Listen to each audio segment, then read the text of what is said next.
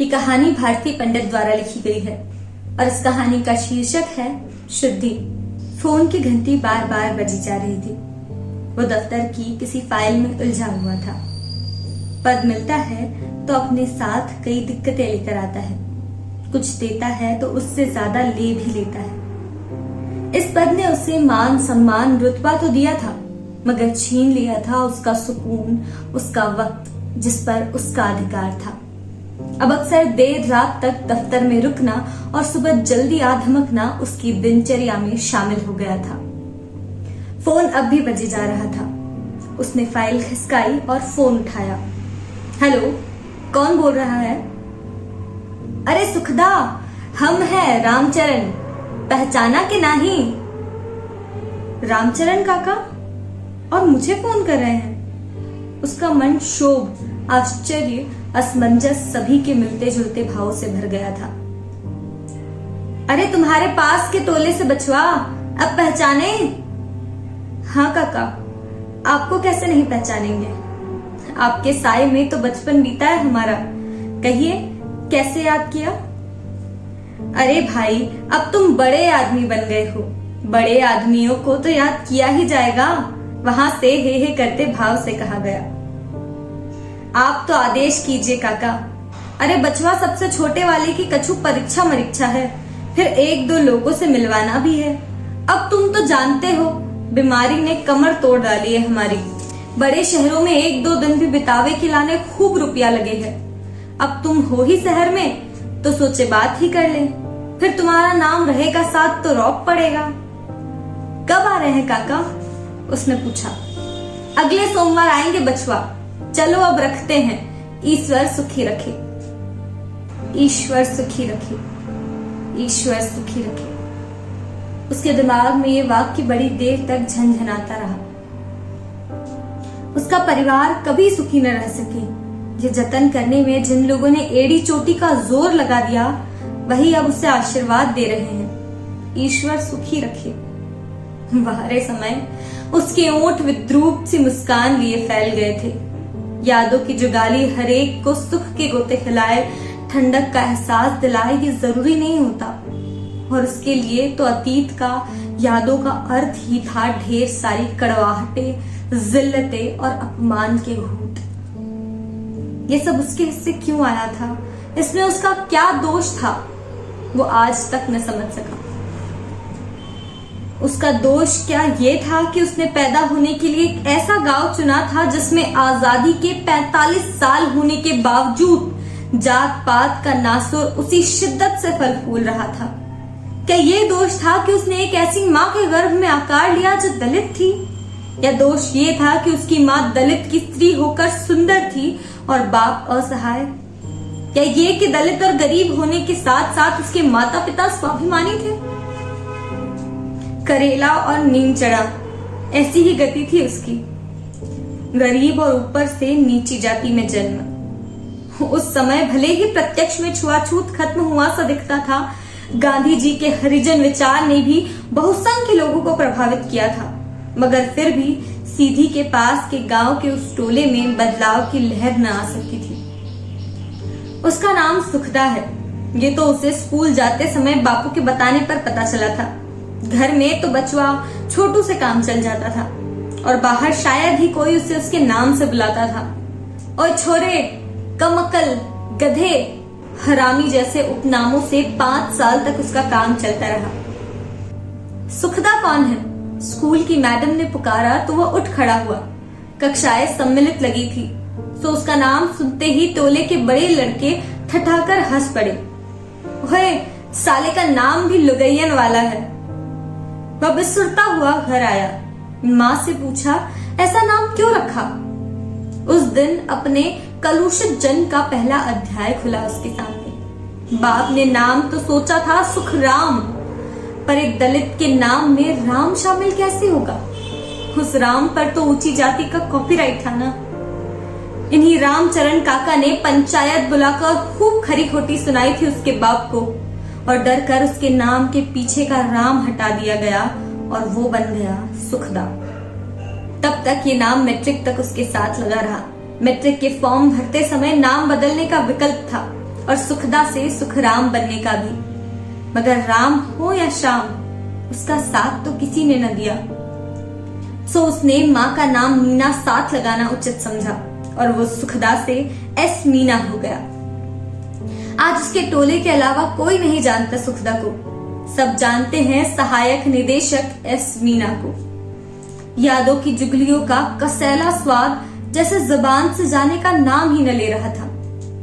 हर त्योहार उसके टोले के मंदिर में उत्सव हुआ करते थे। दिन रात कथा, पूजा पाठ, नाच गाना चलता, मगर उसके जैसे परिवारों को मंदिर की देहरी चढ़ने की इजाजत न थी। वह अपने कुछ दोस्तों के साथ मंदिर के बाहर खड़ा रहता। उस उम्र में तो प्रसाद मिलने वाली हलवा पूरी का भी भारी लालच हुआ करता था।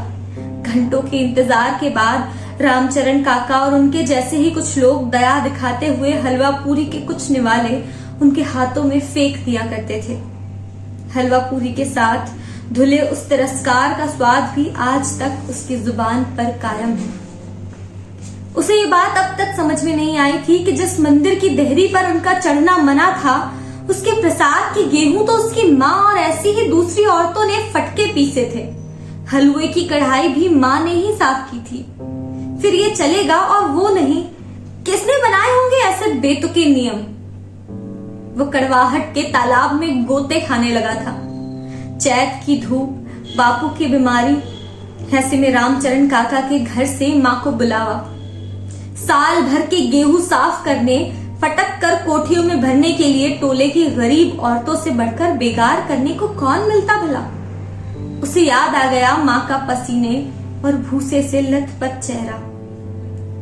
किलो 2 किलो अनाज, रोज 2 कप चाय, 1 साड़ी और 10 रुपए का मटमैला सा नोट, यही मिलता था पूरे हफ्ते दिन भर काम करने का सिला।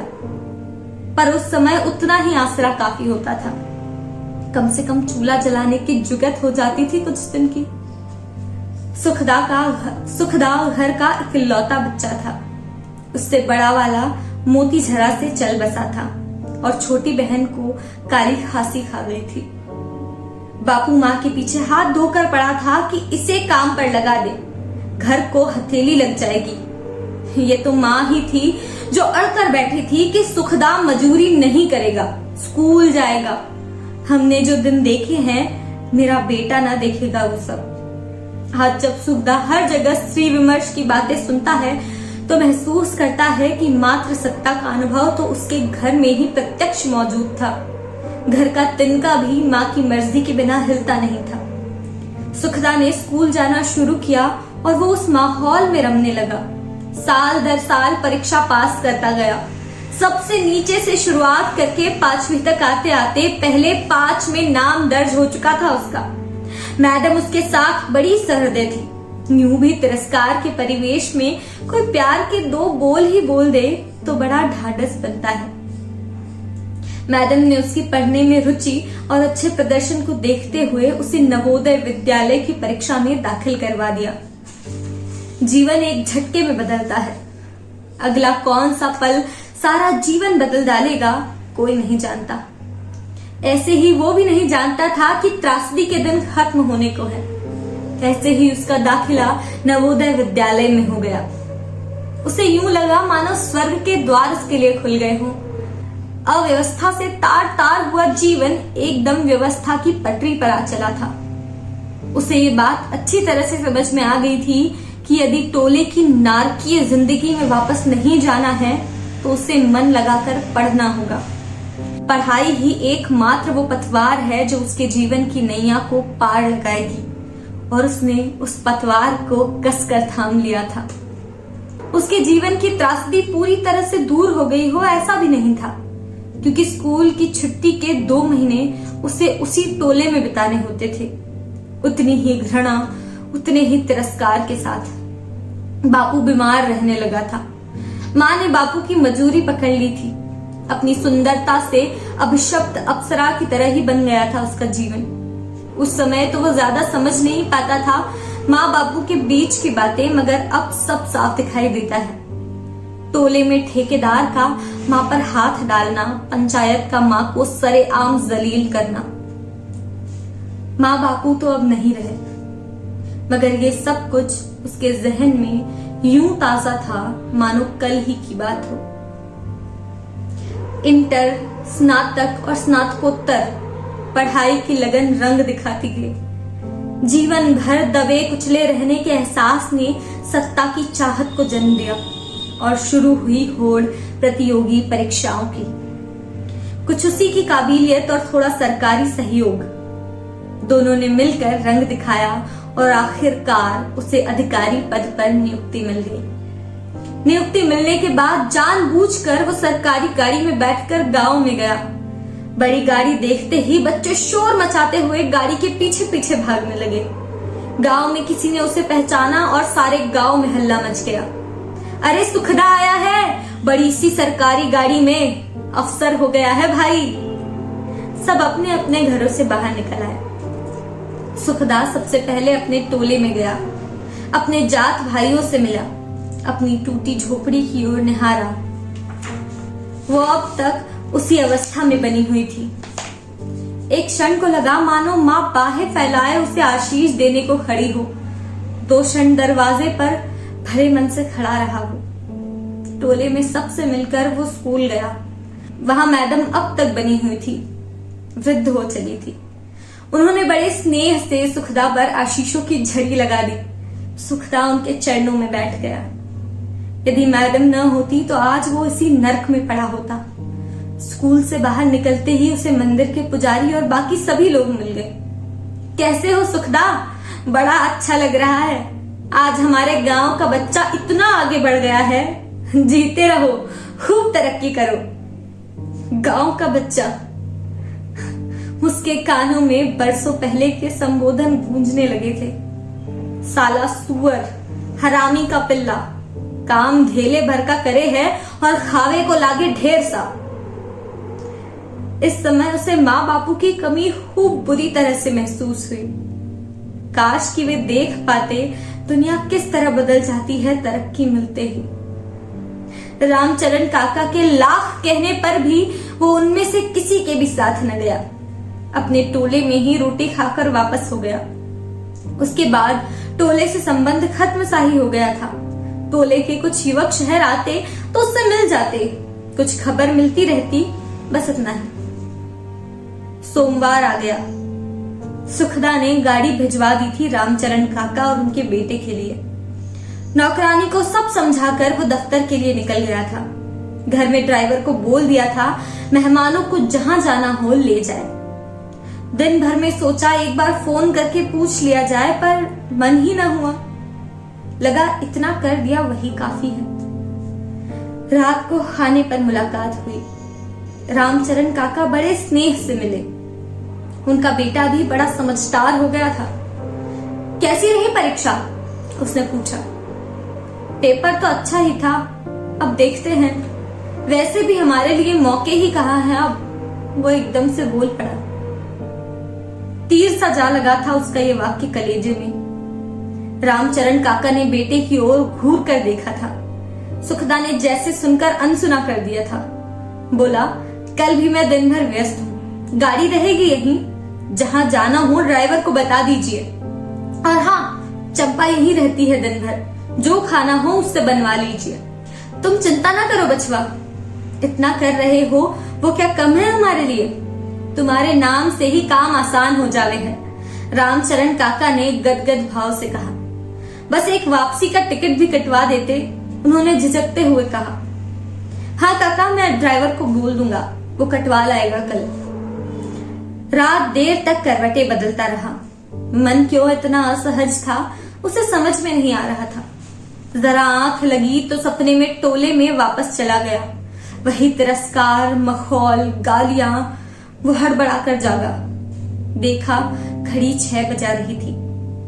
एक लंबी सांस लेकर वो बिस्तर से उठा। शुक्र है भगवान का कि ये सपना ही था। 3 दिन पलक झपकाते ही बीत गए।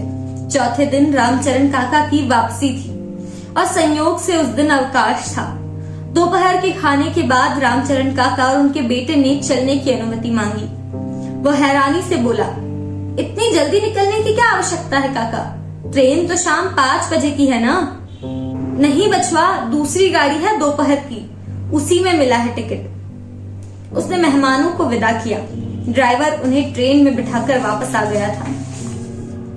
उसने ड्राइवर से पूछा, कौन सी ट्रेन का टिकट कटवाया था? सीधी के लिए अभी कौन सी गाड़ी थी? नहीं साहब, वे सीधे नहीं गए हैं। बोल रहे थे घर से निकल आए हैं तो गंगा मैया के दर्शन भी कर लेते हैं, फिर जाने कब आना होगा। बनारस की गाड़ी में बिठाकर आया हूं। उसके दिलो दिमाग में धमाके होने लगे थे। उसके दिमाग में रामचरण काका की माँ की छवि घूम गई, जो टोले की औरतों से अनाज साफ करवाने के बाद अनाज की टंकियों पर गंगा जल छींटते हुए कहा करती थी, कृपा बनी रहे गंगा माँ। गंगा मैया शुद्ध कर देती है, सारे कंटक धो देती है। वो कटे पेड़ की तरह सोफे पर ढह गया।